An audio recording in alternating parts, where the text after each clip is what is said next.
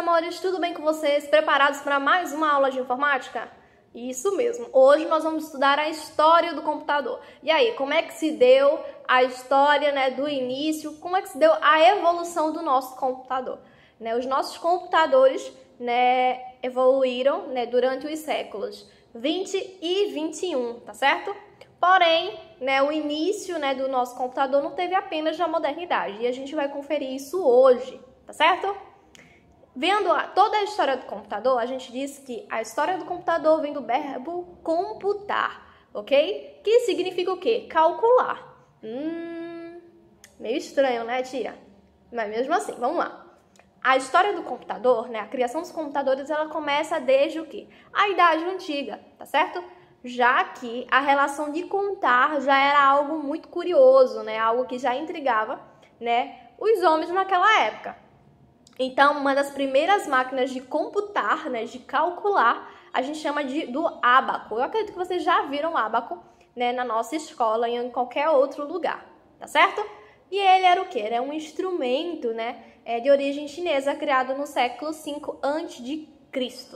E ele é considerado o primeiro computador, numa espécie de calculadora que realizava operações algébricas, tá certo?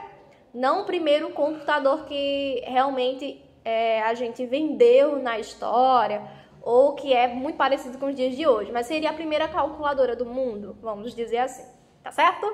Então lembrem aí, a primeira calculadora do mundo seria o ábaco, muito bem. Uma outra coisa também, lá no século XVII, que o matemático escocês John Napier foi um dos responsáveis pela invenção da régua de cálculo, tá certo? E daí trata-se de um instrumento analógico que é capaz de fazer o quê? Cálculos logarítmicos. Essa invenção foi considerada a mãe das calculadoras modernas. Mas lembre, a primeira calculadora seria o ábaco, ok? E essa segunda, essa régua de cálculo, seria a mãe das calculadoras modernas, tá certo? Muito bem.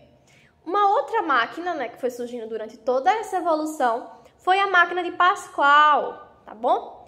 Muito tempo depois, em 1642, um matemático francês chamado Blaise Pascal desenvolveu o que a gente chama da primeira calculadora mecânica, tá? A primeira calculadora mecânica da história. E a gente chama ela de máquina de Pascal, ok? O seu funcionamento era o quê? Era como é que se dava esse funcionamento, tá? Ela era baseada em rodas, interligadas, que giravam na realização dos cálculos, tá bom? Ou seja, a ideia principal, a inicial de Pascal, era desenvolver uma máquina que fizesse as 4 operações, que seria adição, subtração, multiplicação e divisão. Porém, essa máquina de Pascal, ela não fez isso, não aconteceu isso muito na prática, mas ela fazia apenas adição e subtração, tá? Ela apenas somava e subtraía. Então, gravem aí. Qual era a máquina da calculadora mecânica que apenas somava e subtraía? Era a máquina de Pascal, ok? Muito bem. Porém, nessa evolução dos nossos computadores, a gente divide em 4 períodos, tá certo? Então, a gente tem a primeira geração, que a gente dá de 1951 a 1959, ok?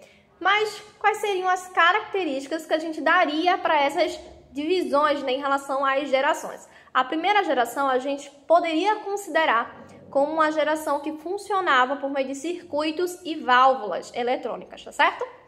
Ela possuía um uso restrito, porém ela consumia muita energia. E um desses exemplos que a gente chama do primeiro computador, que a gente fala que é o ENIAC, o Electronic Numerical Integrator and Computer, que ele consumia cerca de 200 kW e possuía 19 mil válvulas. O ENIAC ele era enorme, tá certo? Muito bem. É como o computador que a gente conhece hoje em dia? Não, tá certo? Tava aí no comecinho, quase lá. Bora lá. Mas, tia, se a primeira geração ela era marcada por circuitos e válvulas, então a segunda geração, que é de 1959 a 1965, é marcada pelo quê? Ela é marcada pelos transistores, ok? Ainda tinha uma dimensão muito grande, ainda era uma máquina muito grande, tá certo? mas já tinha dado uma melhorada, né? Já estava funcionando por meio de transistores, tá? Foi ela que substituiu o quê? As válvulas, tá certo? Da primeira geração. Que as válvulas eram o quê? Elas eram muito maiores e mais lentas, né? E nesse período já começou a se espalhar para uso comercial, tá certo? Muito bem. Se na primeira geração era o uso do quê? Dos circuitos e válvulas, a segunda, os transistores, e aí, a terceira geração era marcada pelo quê? Na terceira geração é de que época? De 1965 a 1975, ok? A terceira geração era marcada por quê? Por circuitos integrados, tá certo? Eles fizeram o quê? Substituir os transistores. Perceberam que sempre há uma substituição, sempre há um melhoramento na questão da evolução do computador? A gente tira, né, uma ferramenta para colocar outra para a gente sempre o quê? Aperfeiçoar. E a gente faz isso até os dias de hoje, tá certo? Ou seja, substituiu os transistores, né, e já apresentava uma transição menor e uma maior capacidade de processamento, ok? Muito bem. E foi nesse período, inclusive, que foram o quê? Criados os chips, ok? E daí a utilização dos computadores pessoais começou, que a gente chama de quê? De pessoa, né? Personal computer, né? Computador pessoal. Muito bem. Já a quarta geração, a gente diz que foi de 1975 até os dias atuais, né? Foi o quê? Um desenvolvimento, né, na questão da tecnologia da informação. Os computadores começaram a diminuir de tamanho, né? A velocidade começou a aumentar e começou a aumentar não só, né, a velocidade, mas a capacidade de processamento do nosso computador, tá certo? Então, o processamento de dados, o nosso computador começou a ficar mais compacto e mais rápido, ou seja, isso começou o quê? A nos ajudar no dia a dia, certo? Isso inclui o quê? A questão dos microprocessadores, tá bom? Que gastavam o quê? Menos energia. Lembra que o ENIAC da primeira geração gastava o quê? Muita energia? Pronto, já na quarta geração, né, o computador ficou mais compacto, mais rápido e o quê? Consumindo menos energia, tá certo? E nessa quarta geração a gente tem o quê? Uma máquina chamada Altair 8800, tá certo? Que foi lançado em quê? Em 1975, né, no começo da quarta geração. E daí ele revolucionou o que era conhecido naquela época como computador, tá certo? O tamanho era mais compacto, cabia dentro de uma mesa, né? Tinha um formato retangular, lembra um pouquinho o nosso gabinete. E ele era muito mais rápido do que os modelos anteriores, tá certo?